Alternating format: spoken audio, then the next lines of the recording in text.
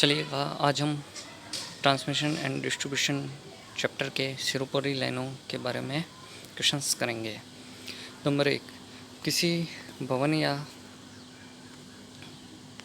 औद्योगिक परिसर का सारा विद्युत स्थापना कार्य एक लाइसेंस धारक ठेकेदार और उस व्यक्ति की देख रेख में होना चाहिए जिसके पास राज्य सरकार या केंद्रीय सरकार द्वारा जारी किया हुआ योग्यता प्रमाण पत्र होगा।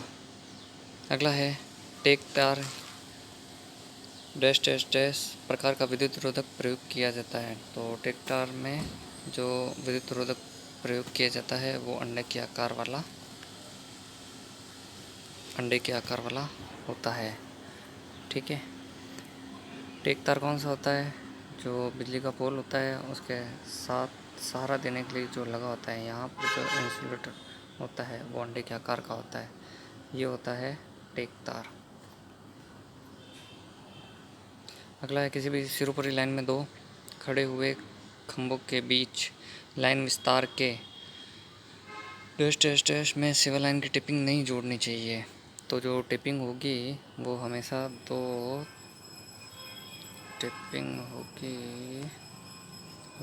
दो खंभों के बीच में ये वायर है, तो टिपिंग हमेशा यहाँ से होगी, बीच से नहीं होगी टिपिंग, ये ध्यान रखना है। अगला है खंभे के साथ क्रॉस आर्म को कसा जाता है ताकि, तो खंभे के ऊपर क्रॉस आर्म कौन से होंगे? ये अगर आपका पोल है तो इसके ऊपर ये ऐसा जो लोहे का होता है वो क्रॉस आर्म होता है, इसके ऊपर इंसुलेटर लगे होते हैं और उसके ऊपर 3 तार चलती है। तो ताकि क्रॉस आर्म किसको सहारा देते हैं? क्रॉस आर्म आपके इंसुलेटर को सहारा देते हैं। अगला ACSR चालकों को जोड़ने के लिए उपयोग की जाती है। तो इसके लिए ये याद रखिएगा, ACSR जो चालक होता है उसको जोड़ने के लिए, दो वायरों को आपस में जोड़ने के लिए संपीड़ित स्लीव या कंप्रेशन स्लीव जोड़ने में उपयोग में की जाती है। अगला है एक एल्युमिनियम तार को तांबे की तार से जोड़ने के लिए। अब एल्युमिनियम तार को तांबे की तार से जोड़ना है तो उसके लिए क्या प्रयोग में किया जाएगा? A संपीड़ित संयोजक, B एक सीधी स्लीव और नट संयोजक, C हो जाएगा स्टैंडर्ड PG क्लैंप और D हो जाएगा द्विधातु यूनिवर्सल PG क्लैंप। तो इसमें यूज़ किया जाएगा द्विधातु यूनिवर्सल PG क्लैंप यानी बायोमेट्रिक यूनिवर्सल PG क्लैंप। ये इसका सही आंसर हो जाएगा। अगला है एक एल्युमिनियम चालक के टर्मिनल पर ऑक्सीकरण रोकने के लिए सलाह दी जाती है कि डैश डैश डैश लगाया जाए। तो ऑक्सीकरण रोकने के लिए जॉइनिंग कंपाउंड लगाया जाएगा ताकि एल्युमिनियम चालक के टर्मिनल पर ऑक्सीकरण ना हो, ऑक्सीजन से रिएक्ट ना करें और उस एल्युमिनियम चालक का क्षय ना हो। अगला है 33 kV उच्च वोल्टता लाइन पर उपयोग होने वाले पिन प्रकार के इंसुलेटर होते हैं। तो पिन इंसुलेटर 11 kV का से लेकर 33 kV अलग अलग प्रकार के होते हैं। तो 33 kV वालों का 3 खंड या बहुखंड इंसुलेटर होगा। अगला है सिरोपरी लाइन में सबसे अधिक उपयोग में होने वाले इंसुलेटरों में प्रयोग होता है। तो ये जो भी इंसुलेटर होते हैं ये ज़्यादातर किससे बने होते हैं? पोर्सिलिन से बने होते हैं। पोर्सिलिन चीनी मिट्टी होती है जिसको गर्म करके उचित ताप पर उसको हार्ड करके बनाया जाता है। अगला है लटकने वाले इंसुलेटर डैश डैश डैश से अधिक पूर्णता वाली लाइनों में उपयोग किए जाते हैं।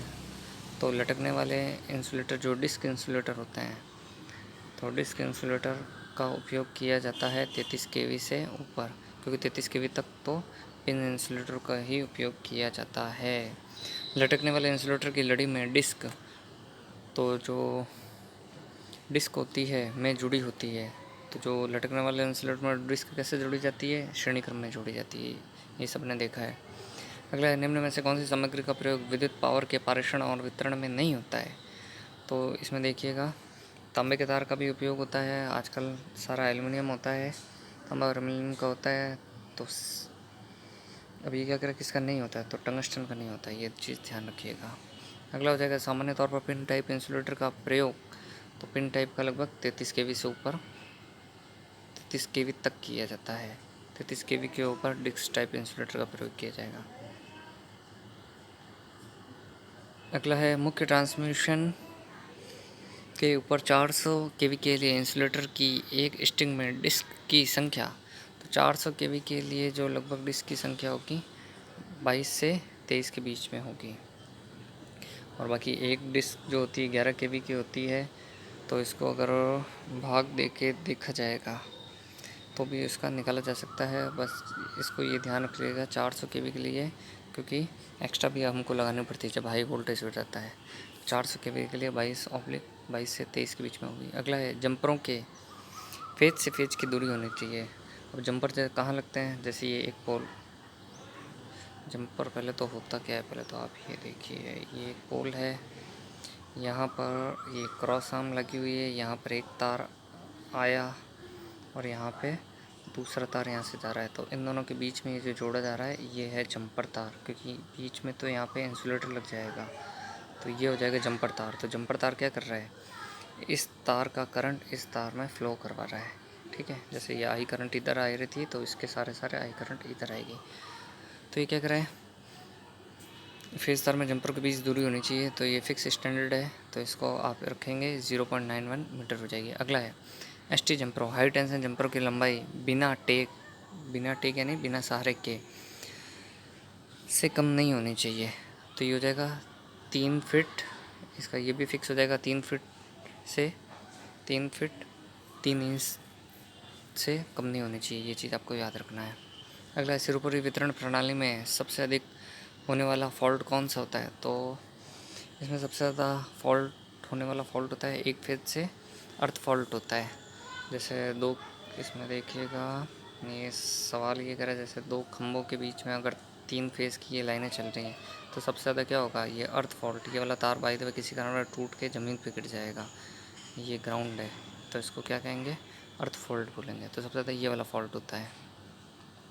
और सबसे कम कौन सा फॉल्ट होता है, ये तीनों फेज़ आपस में शॉर्ट हो जाएं, ये वाला फॉल्ट सबसे कम होता है, ये भी ध्यान रखिएगा। अगला है मुख्य तौर पर ओवरहेड लाइन के कंडक्टर डैश डैश डैश होते हैं। तो ये किस टाइप के होते हैं, ओवरहेड लाइन के कंडक्टर रेशेदार होते हैं, ये ठोस नहीं होते हैं। जैसे ACSR कंडक्टर भी है, तो इसका फुल फॉर्म है एल्यूमिनियम कंडक्टर स्टील रेनफोर्स। तो ये कंडक्टर कैसे होंगे, आपस में रिश्तेदार होंगे, जिसको लड़की की चोटी की तरह गूँथा जाता है। अगला हो जाएगा पारेषण लाइन के तारों के इंसुलेटर मुख्य तौर पर, ये वापस आ गया है, किससे बने होंगे, पोर्सिलन के ही बने होंगे। अगला स्ट्रेन टाइप इंसुलेटर का प्रयोग डैश डैश के लिए किया जाता है। स्ट्रेन टाइप इंसुलेटर इनका देखिएगा पूर्ण अंत के लिए भी, जहाँ पे डेड एंड होते हैं, जैसे यहाँ पे लाइन ख़त्म हो रही है तो यहाँ पे हम स्ट्रेन टाइप इंसुलेटर का प्रयोग करेंगे। 11 के से कम लो वोल्टेज लाइन के लिए भी करते हैं,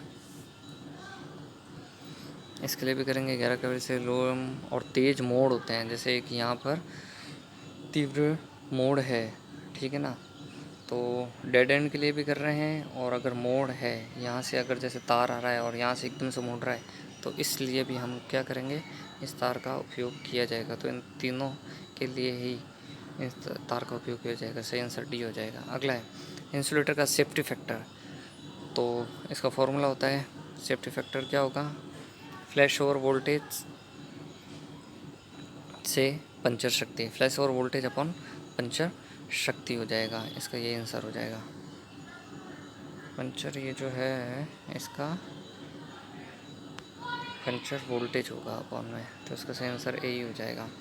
अगला है विभिन्न प्रकार इंसुलेटर की संरचना तरंगित होती है। जैसे तरंगित मतलब कैसा होता है, पिन टाइप इंसुलेटर जैसे इस टाइप का बना होगा, फिर ये इस टाइप होगा, इस टाइप होगा, ये इस टाइप का पिन टाइप इंसुलेटर होता है।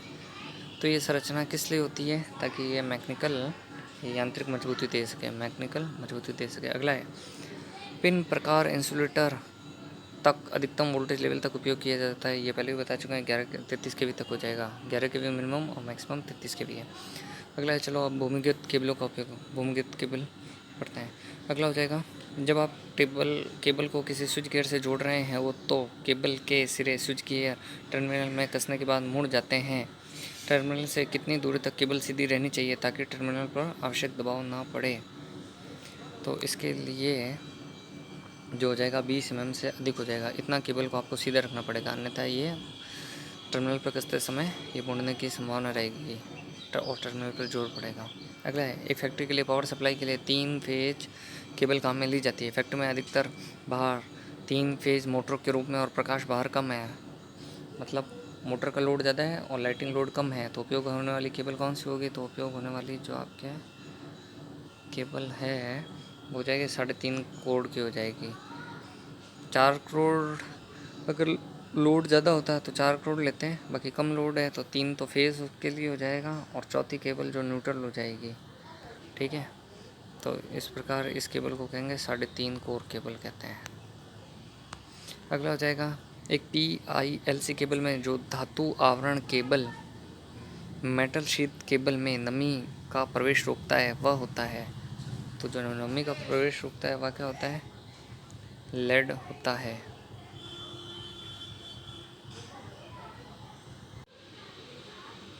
अगला है, केबल के अंदर आर्मरिंग का उपयोग डैश डैश डैश से सुरक्षा के लिए किया जाता है। तो आर्मरिंग का उपयोग किस लिए किया जाएगा? यांत्रिक चोट के लिए किया जाता है। आर्मरिंग होती क्या है?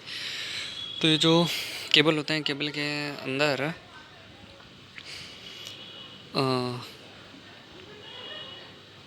लोहे की अथवा अन्य मेटलिक की एक परत चढ़ा दी जाती है, जिसको गूंथ करके चढ़ा दिया जाता है, जिससे कि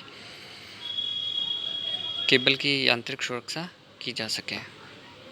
अगला हो जाएगा,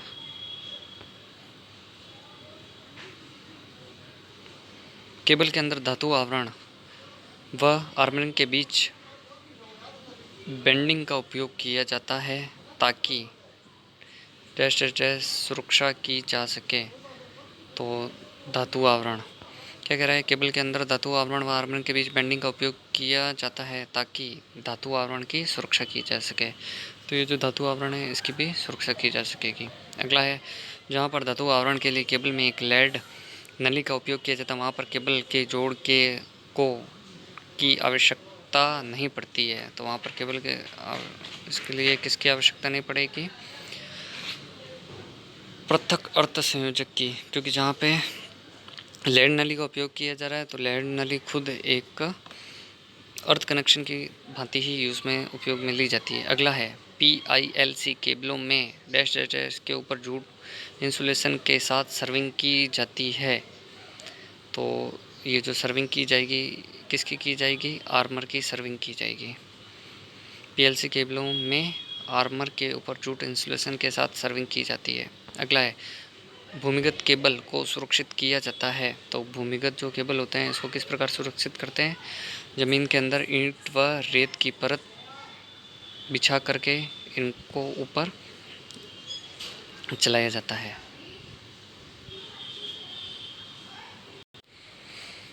अगला है, एपॉक्सी रेजिन कंपाउंड का उपयोग डैश डैश डैश वाली केबलों में करना चाहिए। तो एपॉक्सी रेजिन कंपाउंड का उपयोग PVC इंसुलेशन वाली केबलों में करना चाहिए। अगला हो जाएगा, जब केबल जोड़ लगाते समय केबल जोड़ बॉक्स में बिटुमेन कंपाउंड डाला जाता है उस समय सावधानी रखनी चाहिए कि डैश डैश डैश न बनने पाए। तो इसमें हो जाएगा इपॉक्सी रेजिन में क्या? वायु के बुलबुले न बनने पाए। तो ये क्या करे, जब बिटुमेन कंपाउंड डाला जाता है उसमें सावधानी रखनी चाहिए कि वायु के बुलबुले उसमें न बनने पाए। वायु के बुलबुले बन जाएंगे तो जोड़ मजबूत नहीं बनेगा। अगला होता है, एल्युमिनियम चालकों को सोल्डर करने में किस प्रकार के सोल्डर का उपयोग किया जाता है? तो सोल्डर बनने में एल का पी, इसमें जो हो जाएगा एल का पी सोल्डर हो जाएगा। अगला है, एल्युमिनियम चालकों को सोल्डर करते समय किस प्रकार का फ्लक्स उपयोग किया जाता है? तो इस फ्लक्स का नाम है आयरा नंबर 7 फ्लक्स उपयोग में किया जाता है।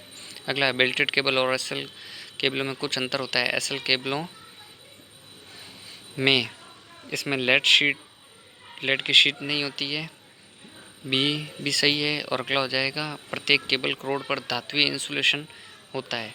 तो इसका सही हो जाएगा, सही आंसर डी हो जाएगा।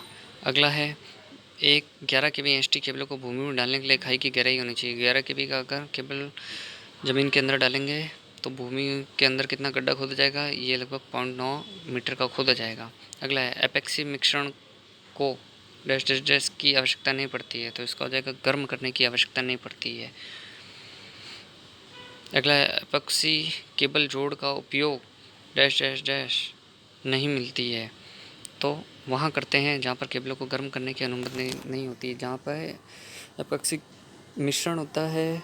जब दो केबलों को जोड़ा जाता है तो वहाँ पर यहाँ पर इसका उपयोग किया जाता है, जहाँ पर इसको केबल को गर्म करने की आवश्यकता नहीं होती है। अगला बिटुमेन कंपाउंड का कार्यकारी तापमान है, तो ये भी एक कंपाउंड है, मटेरियल है और इसका कार्यकारी तापमान लगभग 180 डिग्री सेंटीग्रेड होता है। अगला हो जाएगा XLPE केबल में प्रयुक्त इंसुलेशन पदार्थ है, तो इसका इंसुलेशन पदार्थ हो जाएगा क्रॉस लिंक पॉलीथीन इंसुलेशन, इसका नाम हो जाएगा। यही पदार्थ इसमें काम में लिया जाता है, इसलिए इसका यही नाम है। अगला हो जाएगा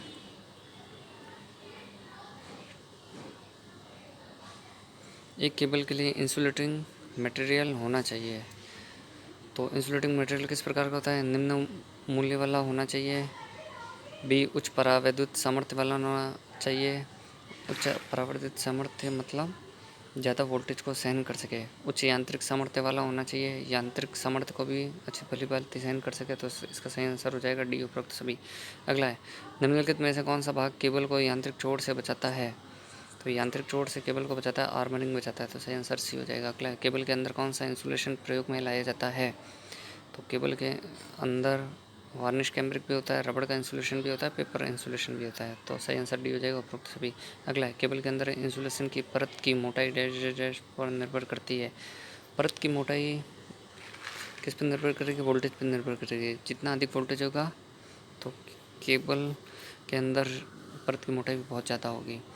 अगला हो जाएगा केबल में प्रयुक्त इंसुलेशन होना चाहिए, तो एसिड प्रूफ होना चाहिए, मतलब एसिड को सहन कर सके, अज्वलनशील होना चाहिए, जलने वाला नहीं होना चाहिए, नॉन सी हो जाएगा नॉन हाइग्रोस्कोपिक। हाइग्रोस्कोपिक का मतलब है कि पानी को कम से कम सोखने वाला, पानी को न के बराबर सोखने वाला। अगर वो पानी को सोखेगा तो केबल में फॉल्ट हो सकता है, तो इसलिए आंसर डी हो जाएगा, उपरोक्त सभी कारण हो जाएंगे। अगला है एक केबल की धारावाहन क्षमता करंट कैपेसिटी एसी की अपेक्षा डीसी में अधिक होती है, क्योंकि डीसी की में क्या होता है, डाई इलेक्ट्रिक लॉस कम होते हैं, ये चीज़ ध्यान रखिएगा। डीसी में डाई इलेक्ट्रिक लॉस कम होते हैं एसी की अपेक्षा। अगला होता है 132 केवी लाइन के लिए प्रयुक्त केबलें प्रयुक्त होती हैं, तो 132 केवी इसके लिए extra super voltage cable use में ली जाती है। अगला हो जाएगा dielectric stress dash dash dash न्यूनतम होते हैं, डेड सीट केबल में न्यूनतम होंगे। अगला हो जाएगा रबड़ की डाइलेक्ट्रिक स्ट्रेंथ होती है। डाइलेक्ट्रिक का मतलब ये होता है कि वो कितना वोल्टेज को पर पर सेंटीमीटर वो सहन कर सके, तो इसकी रबड़ की डाइलेक्ट्रिक स्ट्रेंथ होती है 30 केवी पर होती है, यानी 1 में वो 30 किलोवाट का वोल्टेज सहन कर सके। अगला है सामान्यतः अल्टी केबल डैश डैश तक उपयोग में लाई जाती है, लगभग 1000 वोल्ट या 1100 वोल्ट तक उपयोग में लाई जाती है। अगला है हाई टेंशन केबलों का प्रयोग सामान्यतः डैश डैश डैश तक किया जाता है, तो हाई टेंशन केबलों का प्रयोग लगभग 11 केवी तक किया जाएगा। अगला है पीवीसी का अर्थ है, पीवीसी का अर्थ है पॉलीविनाइल क्लोराइड, ए हो जाएगा।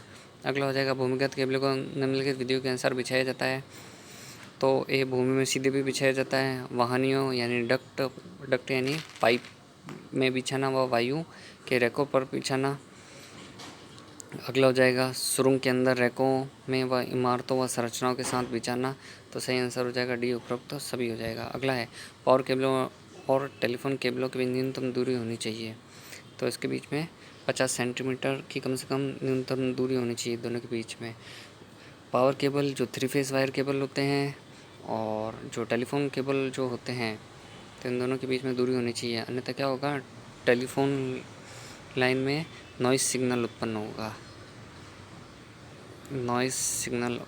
होगा, जिसके कारण टेलीफोन में बात करते हुए व्यक्ति को आवाज़ साफ सुनाई नहीं देगी। अगला है 33 केवी से 3.3 केवी से 11 केवी तक की उच्च वोल्टता केबल बिछाने के लिए खाई की गहराई होनी चाहिए। 11 केवी तक के लिए खाई की गहराई 0.9 मीटर होगी। अगला है 22 केवी से 33 केवी तक की उच्च वोल्टता केबल बिछाने के लिए खाई की गहराई होनी चाहिए, ये लगभग होता है 1.1 मीटर या 1.05 मीटर होगा। अगला है निम्न व मध्यम वोल्टेज के लिए केबल खाई की गहराई होनी चाहिए। तो निम्न व मध्यम वोल्टेज के लिए गहराई लगभग कितनी होनी चाहिए? खाई की 0.75 मीटर होगी। अगला है केबल बिछाने के लिए खाई की चौड़ाई न्यूनतम होनी चाहिए। तो खाई की चौड़ाई लगभग 35 सेंटीमीटर होगी। अगला है यदि एक ही खाई में एक से अधिक केबलें बिछानी हो तो केबलों के मध्य 37 दूरी हॉरिजॉन्टल डिस्टेंस न्यूनतम होनी चाहिए। तो हॉरिजॉन्टल डिस्टेंस कितनी होगी दो केबलों के बीच में? 20 सेंटीमीटर होगा।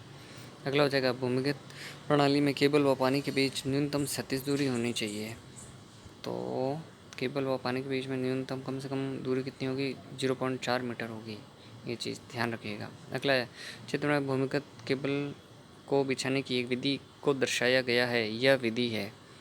तो यह इस प्रकार देख लीजिए, ये अलग अलग ये स्टेप बनाए हुए हैं और उनके ऊपर केबलें अलग अलग केबलें चल रही हैं। यहाँ पे नीचे है केबल चल रही है, फिर ये अलग केबल चल रही है, फिर यहाँ पे अलग केबल चल रही है। तो इस विधि का नाम क्या है? इस विधि का नाम है सुरंग में रेखों पर केबल बिछाना। अगला हो जाएगा 220 केबल लाइनों में उपयोग होने वाली केबल होती है। तो 220 केबल लाइन में उपयोग होने वाली केबल हो जाएगी कंप्रेस्ड ऑयल या कंप्रेस्ड गैस इंसुलेटेड।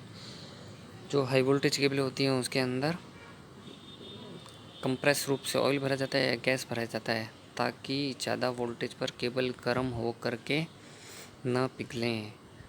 ये कंप्रेस ऑयल या कंप्रेस गैस केबल को ठंडा करेगी। अगला है यदि 1000 केवी पर उपयोग के लिए केबल का डिज़ाइन किया जाए तो आप कौन सा इंसुलेशन का चयन करेंगे? तो 1000 केवी के लिए compress SF6 gas sulphur hexafluoride gas का उपयोग किया जाएगा जो कि केबल को ठंडा करती है। अगला केबल में प्रयोग होने वाला कॉपर कंडक्टर होता है। तो ये किस प्रकार का होगा? अनिलीकृत या अनिल्ड कॉपर कंडक्टर होता है।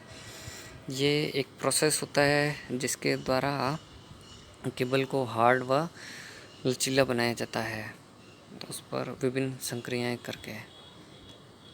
अगला हो जाएगा सिरोपरी प्रणाली की अपेक्षा अंडरग्राउंड प्रणाली होती है अधिक खर्चीली होगी क्योंकि केबल का मूल्य ज़्यादा होता है, कम दोष उत्पन्न वाली होती है, इसमें दोष कम होता है, अधिक उपयोगी जीवन काल वाली होती है, इसकी आयु काफ़ी ज़्यादा होती है, कम से कम 50 साल तक इसको उपयोग में किया जा सकता है। तो सही आंसर हो जाएगा डी उपरोक्त सभी। अगला है केबल में फॉल्ट होने के कारण होते हैं चालक में ब्रेक होना, चालक का टूटना, चालकों के बीच इंसुलेशन का असफल होना, दो चालकों के बीच में इंसुलेशन का खराब हो जाने के कारण चालक आपस में मिल जाना।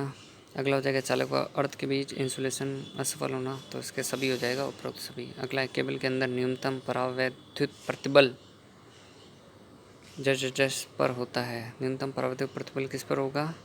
लेड शीट पर होगा। डाइलेक्ट्रिक स्ट्रेस जो कम से कम लगेगा वो लेड शीट पर लगेगा। अगला है केबल के लिए प्रयुक्त इंसुलेटिंग पदार्थ होना चाहिए, उच्च प्रतिरोधक पदार्थ होना चाहिए, उच्च परावैद्युत सामर्थ्य युक्त पदार्थ होना चाहिए, उच्च यांत्रिक सामर्थ्य वाला होना चाहिए। तो सही आंसर हो जाएगा डी उपरोक्त सभी। अगला है केबल द्वारा पावर डिस्ट्रीब्यूशन में लाइन की लंबाई सामान्यतः रखी जाती है। तो इसका हो जाएगा 10 किलोमीटर से कम लंबाई रखी जाएगी। अगला है केबलों में शीत का प्रयोग से नमी का प्रवेश रोका जाता है। केबलों के अंदर अलग अलग प्रोसेस होते हैं, आर्मरिंग, सर्विंग, शीत। तो शीत के प्रयोग द्वारा क्या होता है? नमी का प्रवेश रोका जाता है। अगला 66 केवी से अधिक वोल्टेज पर परिचालित केबल डैश डैश डैश प्रयोग करना चाहिए। तो इसमें तेल पूरित होता है, केबलों के अंदर तेल फ्लो करेगा। अगला है जैसे जैसे केबल इंसुलेशन की मोटाई बढ़ती है तो इंसुलेशन प्रतिरोध भी बढ़ेगा।